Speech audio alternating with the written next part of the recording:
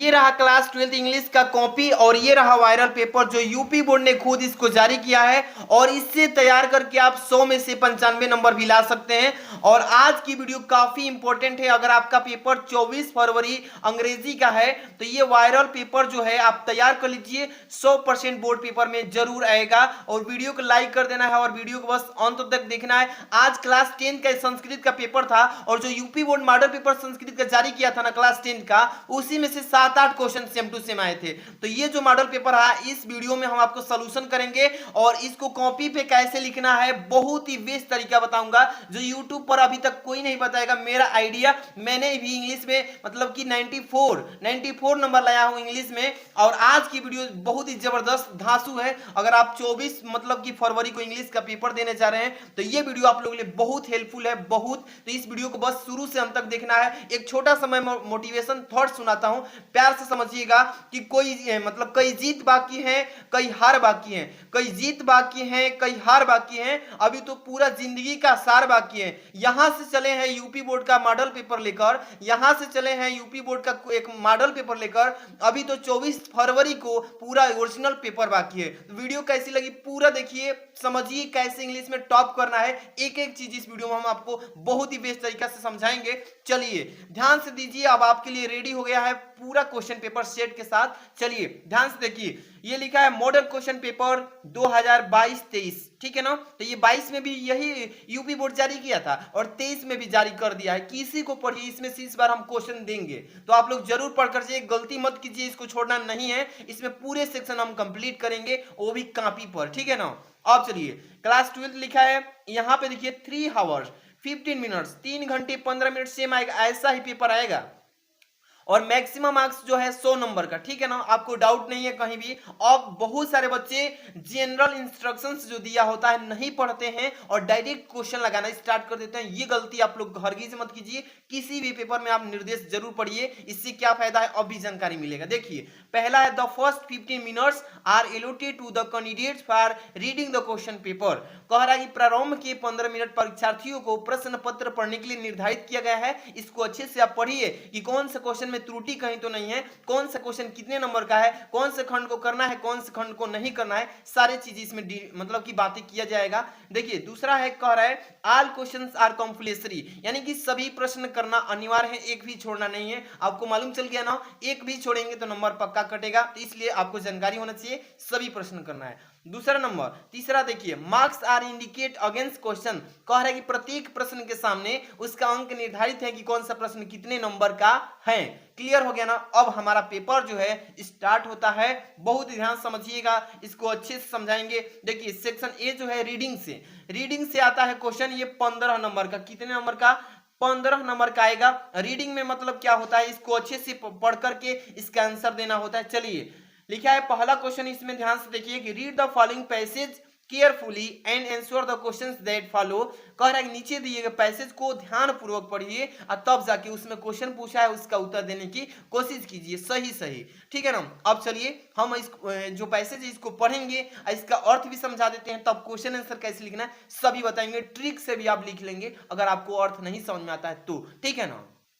इस पैसेज को पहले ध्यान से एक बार पूरा पढ़िएगा, जब पेपर में आप बैठिएगा पूरे पैसेज को एक बार बस पढ़ लीजिए। इसके बाद तुरंत क्वेश्चन को पढ़िए कि कौन सा क्वेश्चन क्या कह रहा है और कहां से इसका आंसर ढूंढना है। चलिए पहले मैं इस पैसेज को पढ़ रहा हूं, ध्यान समझिए। लिखा है कि man is a gregarious animal living in a society. कह रहा है कि मनुष्य समाज में रहने वाला एक मिलनसार प्राणी है।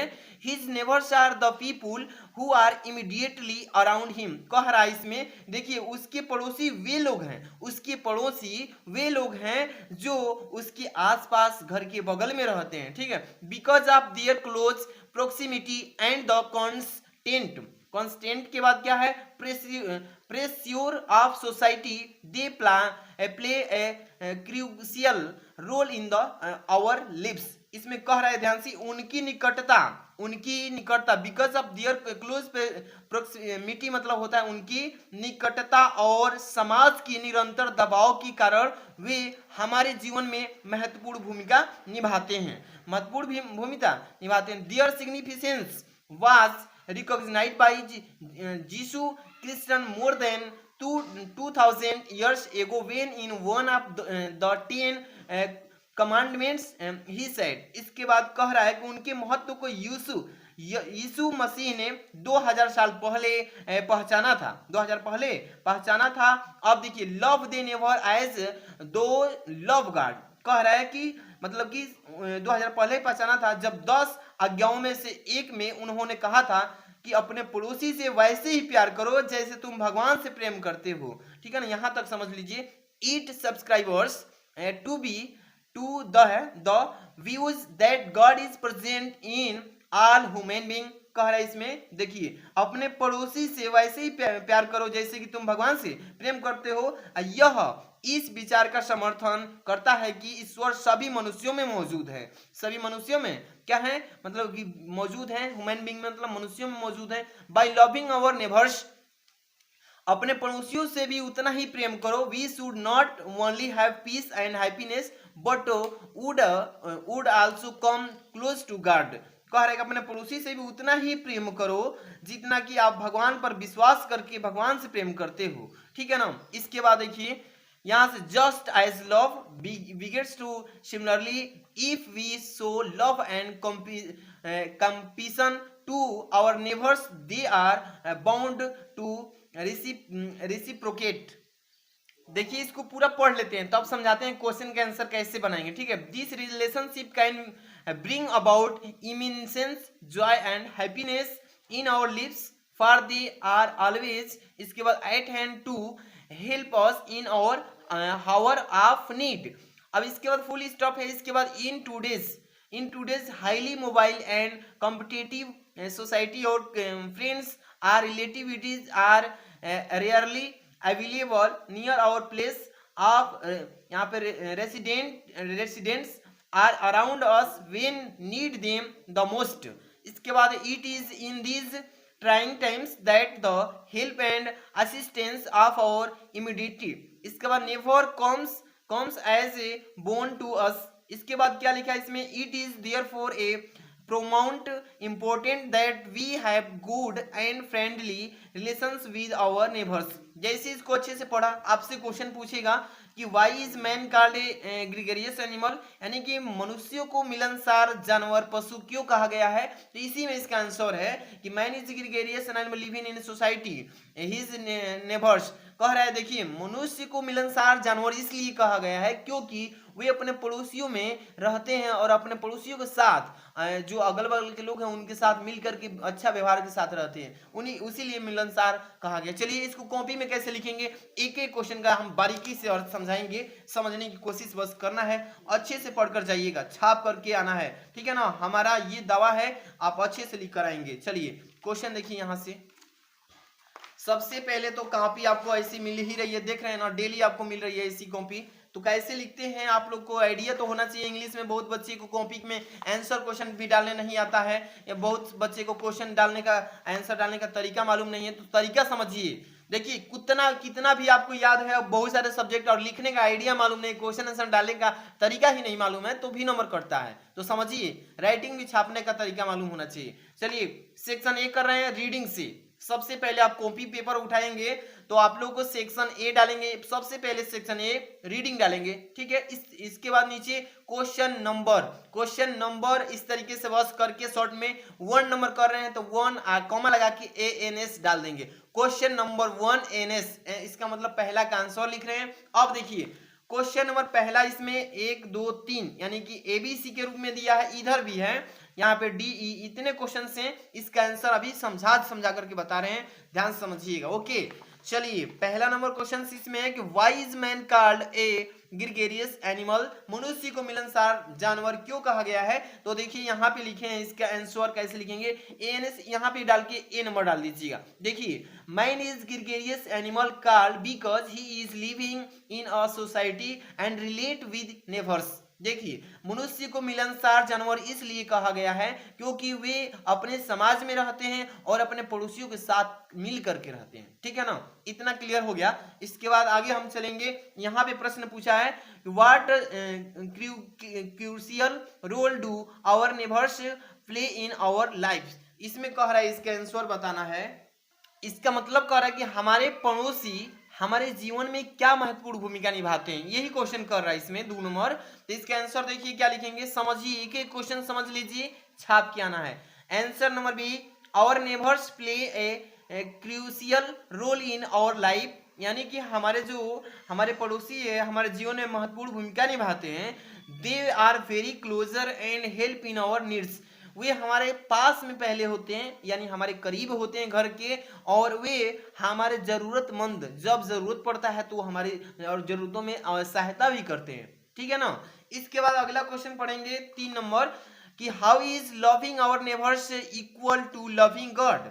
कह रहा है कि अपने पड़ोसियों से प्रेम करना किस प्रकार के परमेश्वर से प्रेम करने के बराबर है। तो इसका आंसर देखिए यहाँ पे समझाते हैं 3 नंबर यानी कि सी नंबर का, समझिए कि loving our neighbours is equal to loving God because we should not only have peace and happiness but would also come closer to God, यानी कि अपने पड़ोसी से प्यार करना भगवान से प्यार करने के बराबर है, क्योंकि केवल भगवान से के करीब आना चाहिए था शांति और खुशी के लिए, ठीक है ना। इतने चीजें क्लियर। इसके बाद अगला क्वेश्चन पढ़ेंगे यहाँ पे, चलिए 4 नंबर क्वेश्चन को देखेंगे बहुत ही अच्छे से।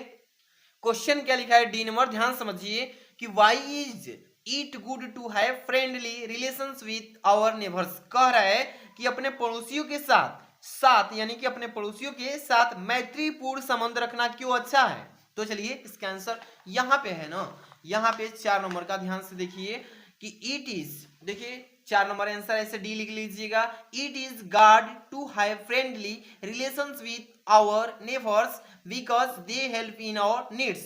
कह रहा है इसमें समझिएगा कि अपने पड़ोसी जो हैं, अपने पड़ोसी यानी कि हमारे पड़ोसी के साथ दोस्ताना यानी दोस्ताना संबंध रखना भगवान है, क्योंकि वे हमारी जरूरतों में मदद करते हैं। समझ में आया ना। चलिए आगे क्वेश्चन दिया इसमें कि विच, ई नंबर पढ़ रहे हैं, ध्यान समझिएगा कि which word in the passage means closeness. Closeness का मतलब होता है करीबी या पास में, तो ठीक है ना।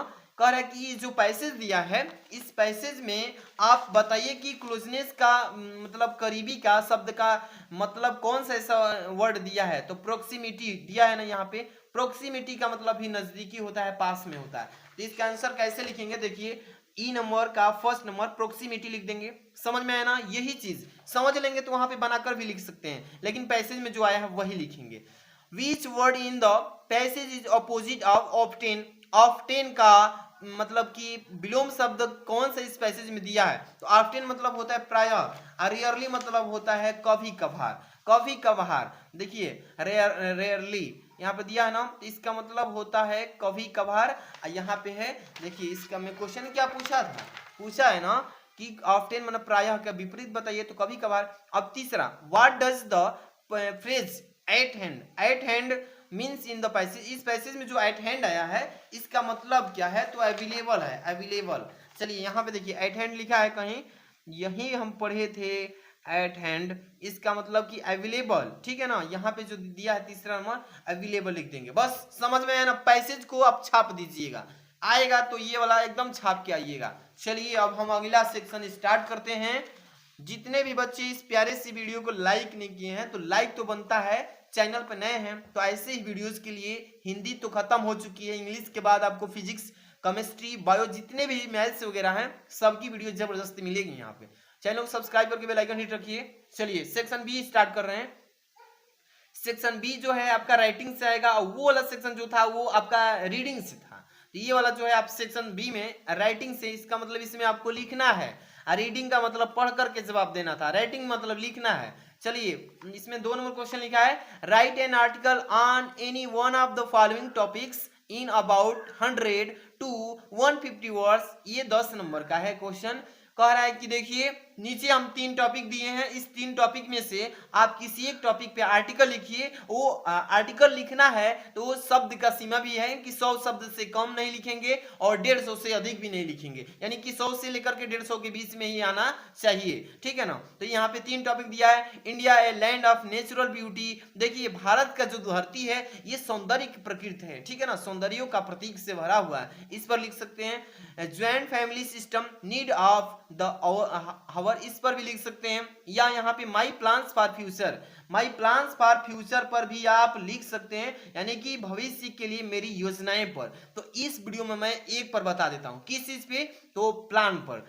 आप लोग भी पढ़ाई कर रहे हैं तो आप लोग को भी प्लान होगा कि मैं इस 12वीं पास के बाद क्या करूंगा, उसके बाद क्या करूंगा, कहाँ पे जॉब लेना है, किस साइड में जाना है, तो आपको प्लान होगा। तो सबका प्लान होता है। इसी तरीके से पूछा है कि माई प्लान्स फॉर फ्यूचर, यानी कि मेरे भविष्य के लिए मेरी योजना क्या है, इस पर आप लिखिए आर्टिकल। चलिए इसी पर मैं बताता हूं। सबसे पहले कॉपी में आपको सेक्शन वाइज डालना है। चलिए सेक्शन समझाते हैं, चीजें समझते चलिए। बहुत ही मेहनत से वीडियो बनती है, आप लोगों के लिए बहुत मेहनत किया जाता है, हार्ड वर्क। तो आप लोग का यही चीज बनता है कि छोटा सा काम, जो बच्चे लाइक नहीं, लाइक कर दीजिए, चैनल को सब्सक्राइब कीजिए ताकि आपको डेली वीडियो मिले। और दूसरा का नाम कि इसको आप पूरा देखिए, ठीक है ना, बस इतना ही काम है। चलिए सेक्शन बी और राइटिंग लिखेंगे इस तरीके से। चीजें समझ में आ रहा है ना। अब देखिए क्वेश्चन नंबर 2, इसके बाद आंसर सी। सी क्यों लिखे हैं, देखिए यहाँ पे, देखिए यहाँ पे क्वेश्चन नंबर 2 का सी नंबर हम कर रहे हैं ना, तो यहाँ पे सी लिखेंगे। माई प्लान्स फॉर फ्यूचर इसी पर लिख रहे हैं ना, तो यहाँ पे इसी को लिखेंगे। देखिए माई प्लान्स फॉर फ्यूचर, इस टॉपिक पे आर्टिकल लिख रहे हैं, तो इस टॉपिक को ऊपर लिखिएगा जरूर कि किस टॉपिक पे लिखे हैं, तब जाके शुरुआत कीजिएगा। चलिए समझाते हैं, बहुत ही अच्छे समझिएगा, ठीक है। लिखा कि everyone wishes to succeed in life, कह रहा है कि हर कोई जीवन में सफल होना चाहता है। आप भी चाहते हैं कि हम परीक्षा में फेल ना हो, आप भी चाहते हैं हम किसी भी चीज में सफल हो। तो हर एक लोग जो प्राणी है इस धरती पर, तो हर एक प्राणी की इच्छा है कि हम अपने जीवन में सफल हों। फॉर दैट का मतलब उसके लिए, one must have a definite goal, A future plan, उसके लिए अपने जीवन में एक लक्ष्य निर्धारित का योजना होना चाहिए। I have a future plan, यानी कि मेरे भी योजना है अपने भविष्य के लिए कि फ्रॉम माई चाइल्डहुड, मेरे बचपन से ही, कि I cherished a design to be a doctor, यानी कि मेरी भी एक बचपन से योजना है कि मैं बचपन से ही मेरे मन में योजना है कि मैं भी एक डॉक्टर बनूंगा, मेरी इच्छा है। Many people in our country die years for want of proper treatment, यानी कह रहा है कि हमारे देश में कई लोग उचित इलाज के अभाव में वर्षों मर जाते हैं, मतलब साल 2 साल उस रोग से ग्रसित रहते हैं, इसके बाद उनकी मृत्यु हो जाती है। तो मेरी भी बचपन से योजना है कि मैं एक डॉक्टर बनूंगा, अपने देश के लोगों को सेवा करूंगा। यहाँ पे देखिए poor people of the village, क्या कह रहा है इसमें कि poor people of the village.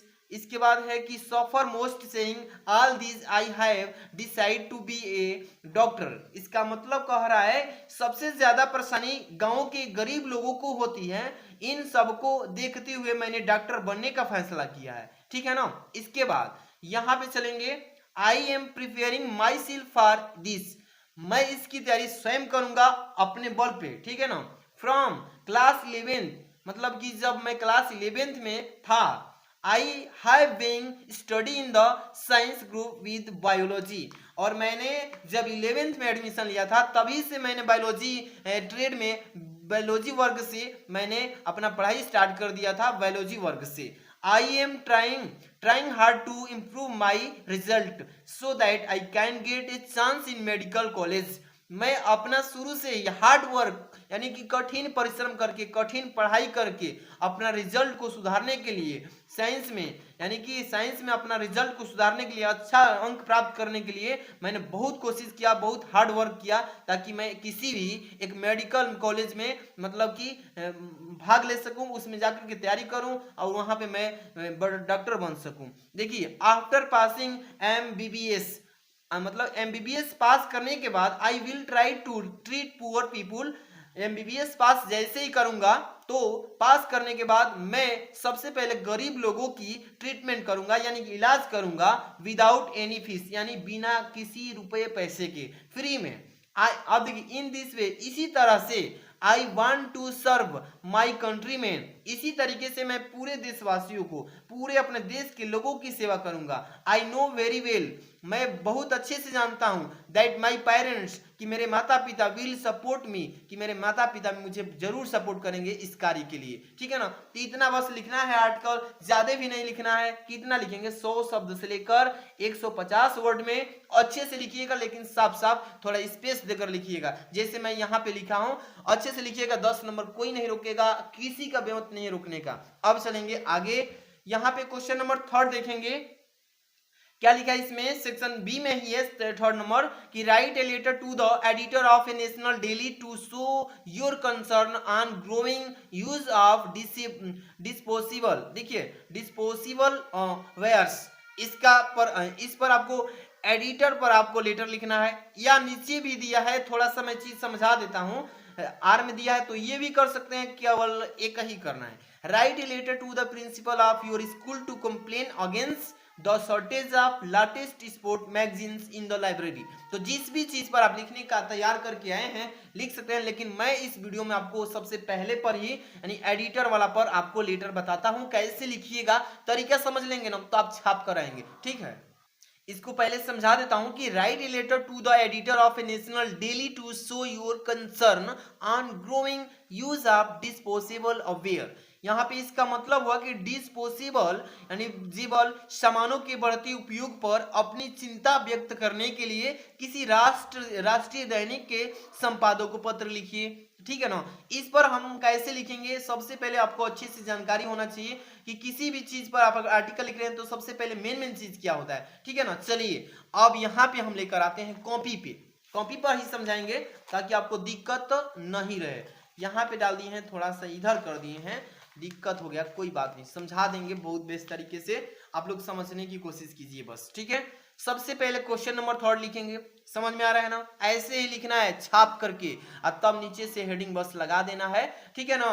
देखिए थोड़ा सा एक मोटिवेशन हो जाए तब स्टार्ट करते हैं। आंखों में नींद बहुत है, आंखों में नींद बहुत है, पर सोना नहीं, और यही समय है कुछ करने का, इसे खोना नहीं। देखिए आप लोग के पास मतलब 24 फरवरी को इंग्लिश का है, इसके बाद ही आप लोग का 27 का मैथ या बायोलॉजी से, बायोलॉजी का 1 मार्च को आपका कौन चीज का है, तो फिजिक्स का, 4 को केमिस्ट्री है। तो इसी समय में आप लोग अच्छे से पढ़ाई कीजिए, इस चैनल पर बहुत अच्छी वीडियो मिलेंगी, आप लोग डेली विजिट कीजिए इस चैनल पे, आपको डेली मिलेगा। चलिए अब टॉपिक पे आते हैं, बात कर रहे थे क्वेश्चन नंबर 3 का, आपको कैसे लिखना है। चलिए यहाँ पे सबसे पहले आपको यहाँ पे एडिटर पर बता रहे हैं ना, चलिए सबसे पहले आप लोग लिखने का तरीका समझिए। सबसे पहले आपको एड्रेस लिखना है कोने में, दाहिनी साइड लिख दीजिए कोने में, मतलब कि एड्रेस लिखेंगे ना कि रॉयल सोसाइटी, यहाँ पे कुछ अलग भी नाम दे सकते हैं रॉयल के जगह पे, ठीक है ना। तो रॉयल सोसाइटी लखनऊ, ठीक है ना,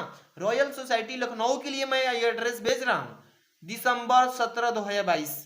आप एग्जाम जिस दिन देंगे उस दिन का भी यहाँ पे डेट लिख सकते हैं, कोई भी डाउट नहीं है, अच्छे से लिख दीजिएगा, इतना चीजें समझ लेंगे ना। रॉयल सोसाइटी लखनऊ दिसंबर 17 2022, क्लियर। अब तो मेन स्टार्ट यहां से होता है, क्या है इसमें देखिए, इसका मतलब कि द एडिटर, इसका मतलब होता है संपादक, आई टाइम्स लखनऊ, आई का मतलब यहाँ पे मैं नोटिस कराने के लिए लिखा हूं शॉर्ट में इंडिया है, आई मतलब भारत में आप पत्र लिख रहे हैं तो इंडिया है, आई से डिनोट किए हैं कि इंडिया टाइम्स लखनऊ। इसका मतलब कि ये जो है द एडिटर यानी संपादक के लिए ये मतलब भारत टाइम्स लखनऊ को ये पत्र राष्ट्रीय पत्र से मैं भेज रहा हूं, ठीक है, इतना चीजें क्लियर। अब किसी भी चीज को आप जब आर्टिकल यहाँ पे लेटर लिख रहे हैं, सब्जेक्ट जरूर डालिएगा, किस विषय पे या आप लेटर लिखे हैं, किस विषय पे लिखे हैं, किस चीज के लिए लिखे हैं, तब सुनवाई होगा, नहीं तो नहीं हो पाएगा। तो सब्जेक्ट डालेंगे और आपको यही चीज डाल देना है, जैसे कि यहाँ पे दिया है, देखिए growing use of disposable wares, यही रहेगा आपका सब्जेक्ट, लिख लेंगे ना, आराम से लिखिएगा, ब्लैक पेन से लिखना है, ब्लू से नहीं, ध्यान रखिएगा। Subject growing use of disposable wares, clear. इसका मतलब क्या हुआ कि डिस्पोजेबल माल का बढ़ता उपयोग, इसी पर हम आपको लेटर लिख रहे हैं, कंप्लेन कर रहे हैं, ठीक है। चलिए यहां से स्टार्ट होता है कि मैडम, या मैडम को ये पत्र दे रहे हैं या सर को दे रहे हैं, तो यहाँ पे कोई लिख सकते हैं, मैडम भी लिख सकते हैं या सर भी लिख सकते हैं, कोई भी डाउट नहीं है, कोई चीज लिख सकते हैं, लेकिन मैडम लिखिए या सर लिखिए कोई, तो मैडम पे बनाया हूं। चलिए कि the growing use of disposable waste is a concern to society and the environment, ठीक है, यहाँ फुल स्टॉप है, यानी कि मैडम को मैं ये पत्र दे रहा हूं कि डिस्पोजेबल कचरे का बढ़ावा यानी कि बढ़ता उपयोग समाज और पर्यावरण के लिए चिंता का विषय है, चिंता का विषय है। Single use increases the quantity of waste that is not recycle, इसका मतलब क्या कह रहा है कि एकल उपयोग से पुनर्चकित नहीं होने वाले कचरे की मात्रा बढ़ जाती है। इसके अलावा इन एडिशन टू दिस, इसके अलावा increased use of plastic worsens of नहीं सॉरी द कंडीशन, कह रहा है कि बढ़ती समस्या की जरूरत प्लास्टिक के इस्तेमाल में दिक्कत यानी दिक्कत से स्थिति और बिगड़ती जा रही है। ठीक है ना, यहाँ पे चलिए the problem arises due to a lack of management which needs to be corrected immediately, कह रहा है इसमें कि जिसे तुरंत ठीक किया जाता है अन्यथा स्वास्थ्य में वृद्धि होगी और आशा बढ़ती जाएगी कि यह पत्र में, ठीक है ना, कि मतलब कि इसको कैसे सुधार किया जाए। Ills the health problems will increases, मतलब कि स्वास्थ्य में थोड़ा थोड़ा सुधार होगा, समस्या से निजात पाएंगे। Which may turn lethal in future, यानी कि अन्यथा हमारे भविष्य में ऐसी कोई चीजें ना उत्पन्न हो। ठीक है, होप दिस लेटर, मुझे उम्मीद है कि इस पत्र से bring light to be the topic, मुझे उम्मीद है कि इस टॉपिक पर, जिस टॉपिक पे मैंने लिखा है, इस टॉपिक को हाईलाइट करके आप इसको क्या करेंगे, इस पर जांच करेंगे and help in acknowledgement of this issue by the government, और सरकार से इसके विषय में इसकी सहायता के बारे में बात करेंगे, हम लोगों से रोगों के इलाज के बारे में निजात दिलाएंगे। ठीक है, अब यहाँ पे लिखेंगे थैंक यू, धन्यवाद, आपको बहुत बहुत धन्यवाद, और तब से यहाँ लिखेंगे योर ट्रूली, आपका सत्यवादी, आपका भवदीय। यहाँ पे आप लोग नाम मत लिखिएगा पेपर में, XYZ इंग्लिश में दे दीजिएगा, काम कंप्लीट। तो ऐसे ही छापना है, क्या छापना है आपको बता दिया ना, क्या छापना है, तो आप लोगों को लेटर छापना है, और ये कंप्लेंट लेटर कहलाता है। एक होता है कंप्लेंट लेटर, एक होता है, मतलब 3 प्रकार के लेटर्स होते हैं, एडिटर पर भी होता है, कंप्लेंट पर भी होता है। तो ये एडिटर पर था, सॉरी यहाँ एडिटर बताना था, मैं यहाँ पे कंप्लेंट बोल दिया, तो ये एडिटर पर था। चीजें समझ में आया कि नहीं आया, समझ में आ गया होगा। चलेंगे आगे क्वेश्चन, यहां से grammar section start, very very most important, 25 number की अब जबरदस्त तैयारी इस ग्रामर से। चलिए लिखा है ना section C grammar, question number 4, choose the correct option to answer the following questions. नीचे दिए गए प्रश्नों में से आपको मतलब कि 4 विकल्प दिए गए हैं, उसमें से सही उत्तर का चयन करना है। ठीक है ना, पहला है कि the absence of government in a country is called, किसी देश में अगर सरकार की अनुपस्थिति हो तो वहां पर क्या कहा जाता है। मान लीजिए कि हमारे भारत देश में सरकार है, किसी अन्य देश में जहां पर सरकार ही नहीं है, सब लोग अपने मनमानी से चलते हैं, वहां पर कोई रूल रेगुलेशन नहीं है, तो वहां पर क्या कहा जाता है। तो वही कह रहा है कि the absence of government in a country is called, जिस देश में सरकार ही नहीं हो उस देश में क्या कहा जाता है, उस देश को। तो यहाँ पे देखिए, यहाँ पे मोनर्ची दिया है, एनर्जी दिया है, पार्टर्ची दिया है, मैटर्ची दिया है, तो इसका सही जवाब होगा एनर्जी। एनर्जी का मतलब क्या होता है, सभी बच्चे को मालूम है, यानी कि इसी को बोलते हैं क्या, अराजकता बोलते हैं। अराजकता हिंदी में होता है, एनर्जी होता है इंग्लिश में। ठीक है, इसके बाद अगला क्वेश्चन देखेंगे। अब इसको कॉपी पे लिखना भी सिखा देते हैं, थोड़ा सा अभी वेट कीजिए, थोड़ा सा क्वेश्चंस का बहुविकल्पी लगा लेते हैं और तब जाके इसको छापना सिखाते हैं सेक्शन में। ठीक है, चलिए पहले क्वेश्चन का आंसर लगाते हैं, चलिए फटाफट से।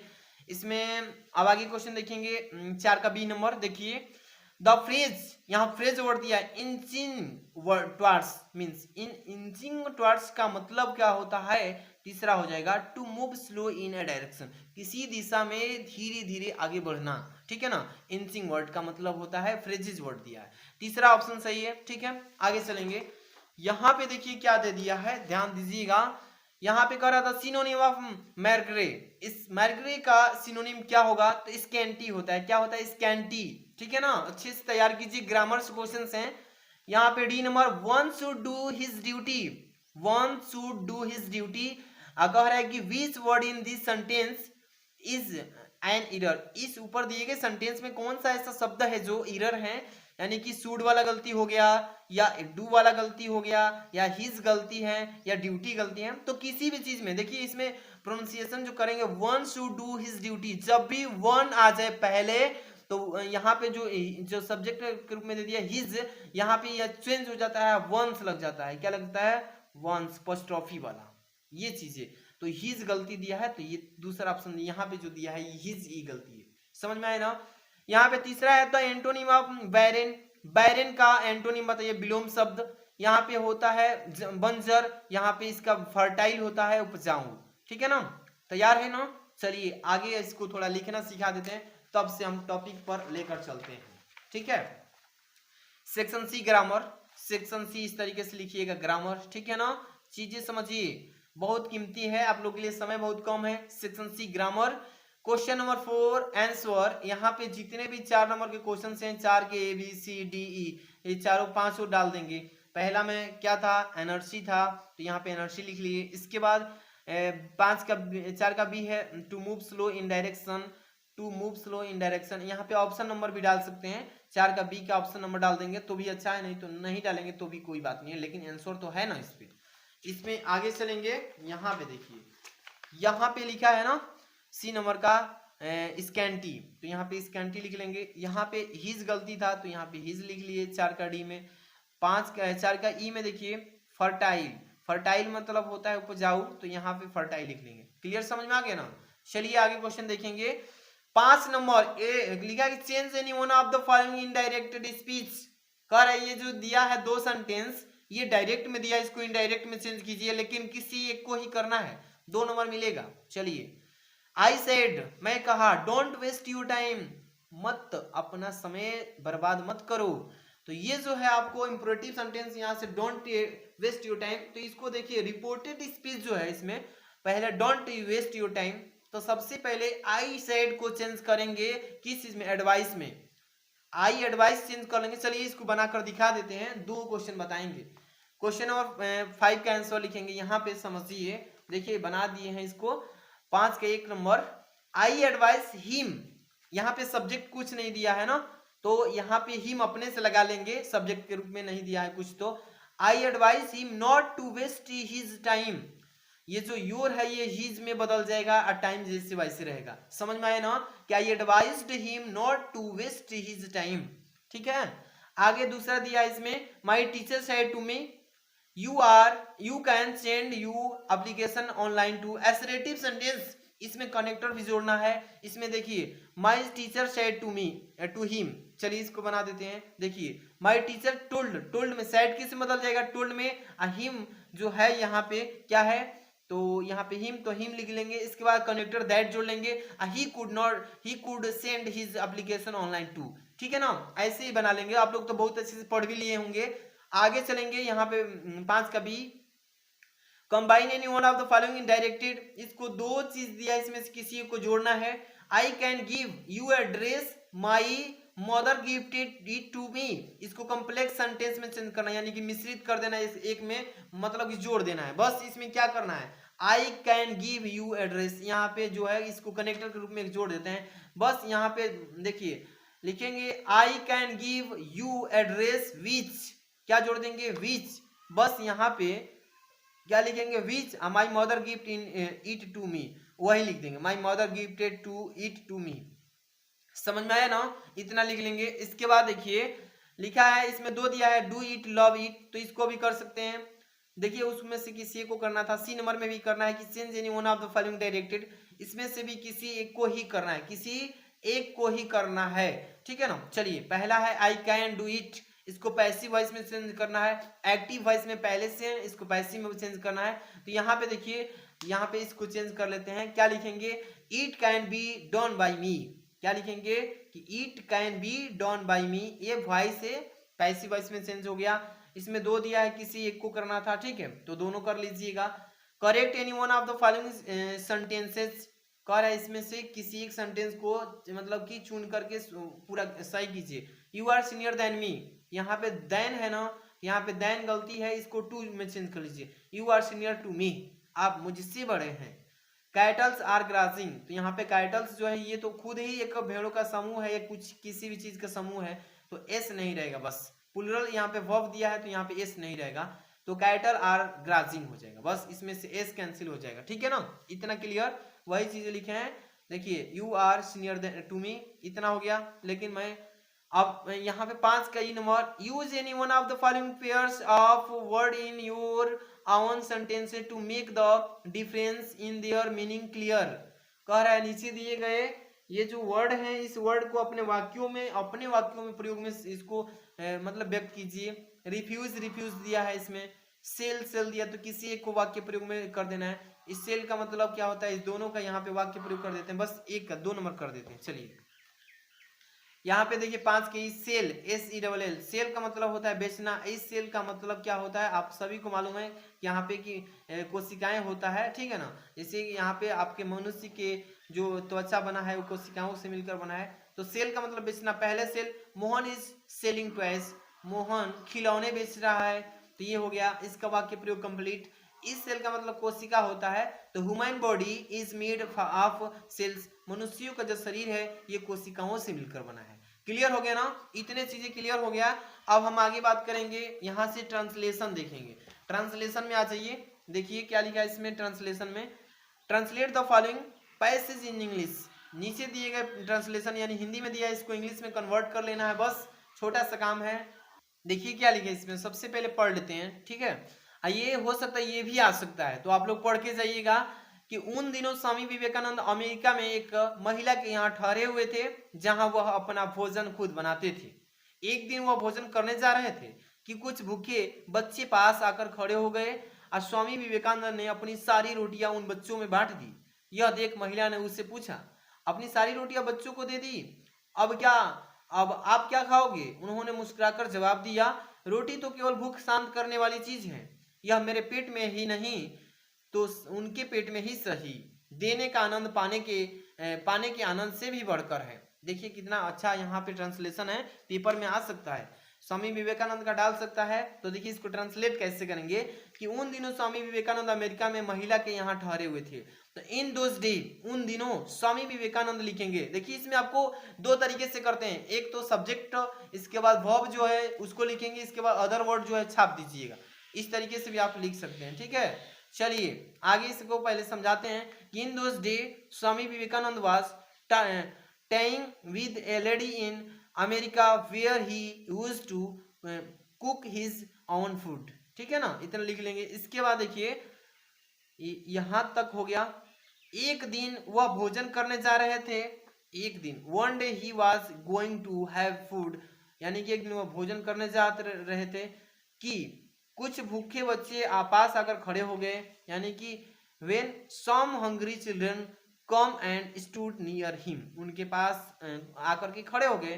अब देखिए इसमें स्वामी विवेकानंद ने अपनी सारी रोटियां उन बच्चों में बांट दी। देखिए स्वामी विवेकानंद डिस्ट्रीब्यूटेड यानी बांट दी, ऑल हिज रोटीज, अपनी पूरी रोटियां, इसके एमांग, उन बच्चों के बीच में, ठीक है ना, उन बच्चों के बीच में। इसके बाद देखिए यह देख महिला ने उनसे पूछा, देखिए सीइंग दिस, यह देखते हुए, द वुमेन आस्क्ड हिम, उस महिला ने उनसे पूछा कि अब आप क्या खाओगे, यानी कि you gave all the rotis, यानी यहां से देखिए दे दिया, व्हाट विल यू ईट, अब आप क्या खाओगे, नाउ, अब यहां से देखिए क्या है, उन्होंने मुस्कुराकर जवाब दिया, he replied with a smile, उन्होंने मुस्कुराकर जवाब दिया, roti is just a thing to satisfy hungry, रोटी तो केवल एक भूख मिटाने वाली वस्तु है, चीज है, यह मेरे पेट में नहीं तो उनके पेट में सही।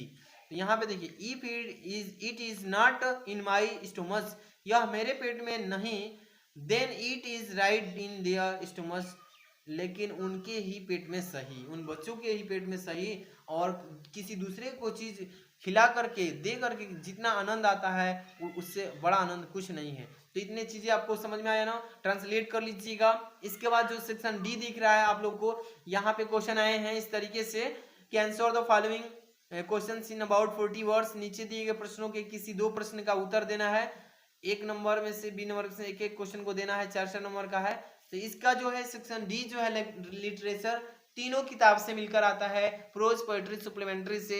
ये question short answer type question, long answer type question, इसमें स्टेंजा भी आता है इसमें। तो आप लोग को इसका वीडियो में एक पर्सनल बनाऊंगा, आप लोग को अच्छे से उसमें समझाऊंगा क्वेश्चन आंसर, और बहुत ही बेस्ट तरीके से तैयारी करा दूंगा आज ही।